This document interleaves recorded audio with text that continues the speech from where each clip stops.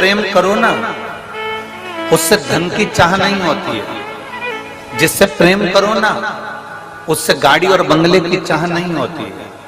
जिससे प्रेम करो ना, उससे मोबाइल के बैलेंस की चाह नहीं होती है। जिससे प्रेम करो, उससे एप्पल के मोबाइल की चाह नहीं होती है।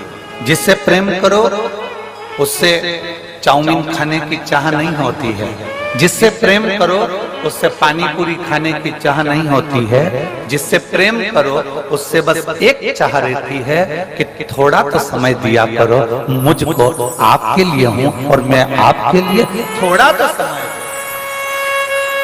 जिससे प्रेम होता है बस समय की चाह करती है। पत्नी पति से कह देती क्या है फालतू का लफड़ा लगा कर रखा, दिन भर दिल्ली जाना, नोएडा जाना, यहाँ जाना, वहां जाना, वहां जाना। कम से कम हम आपसे प्रेम करते हैं, थोड़ा समय तो दिया करो। बोलो जीतियों, सही बात है कि गलत? जम के बोलो जरा, सही है ना? एक पत्नी पति से कहती है मुझे समय दो, पति पत्नी से कहता है समय दो, पति अपने धंधे से कहता है, धंधा कहता है, बिजनेस कहता है तुम मुझे समय दो। बोलो बिजनेस कहता है कि नहीं कहता? समय दोगे तो मैं कमाई करूंगा, समय नहीं दोगे तो मैं कमाई। अर्थात तुम्हें बिजनेस से प्रेम करना पड़ेगा। प्रेम करोगे तो समय दोगे। सुबह 9 बजे से जाके दुकान पे बैठोगे, रात को 10 बजे तक आओगे, मतलब तुमने काम से प्रेम किया। अब तुमने काम से प्रेम किया तो काम ने तुमको धन दिया। पत्नी से तुमने प्रेम करा तो पत्नी ने भी तुमको इसने बस प्रेम की 2 बोल दिए, नहीं तो जगदम्बा रोज धड़धड़ाती थी। प्रेम जो तुमने दिया, प्रेम तुमने अगर प्रदान किया, प्रेम में सबसे कीमती है, प्रेम की सबसे बड़ी कीमत है, प्रेम की सबसे बड़ी कीमती दौलत है उसका समय। और जिससे प्रेम होता है ना, उसके पास तुम 4 घंटे भी बैठ जाओ ना, समय कम ही पड़ जाता है। प्रेम की कीमत ही सबसे बड़ा समय।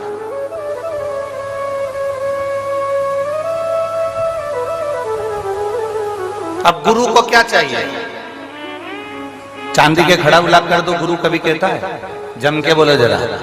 गुरु कभी कहेगा कि मुझे गाड़ी ला कर दो, गुरु कभी कहेगा कि मुझे बंगला बना कर दो, गुरु कभी कहेगा कि तुम मुझे ये ला कर दो। गुरु केवल एक बात कहता है कि मैं हूं, तब तक थोड़ा समय दे दिया कर। समय देगा तो एक दिन वो समय तुझे भी कुछ ना कुछ जरूर देकर जाएगा ही।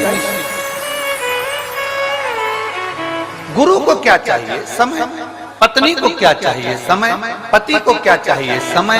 व्यापारी को क्या चाहिए? समय। क्योंकि जिससे हम प्रेम करें उससे हमें समय की अनुकूलता, समय प्रबलता में चाहिए। अब यहां तक तो बात समझ में आ गई कि आपको समय की कीमत समझ में आना चाहिए, पर आगे तुम्हारे स्मरण में आना चाहिए कि वही समय जो तुम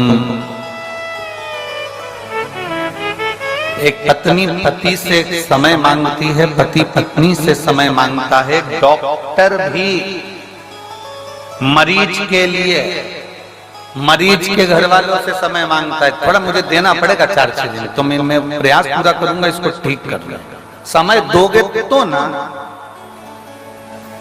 अब आखिरी में डॉक्टर जब पूरा काम कर लेता है तब डॉक्टर भी कहता है अब मेरे पास की घड़ी ठीक नहीं चल रही है, अब उससे समय मांगो, अब वो समय देगा, वो समय।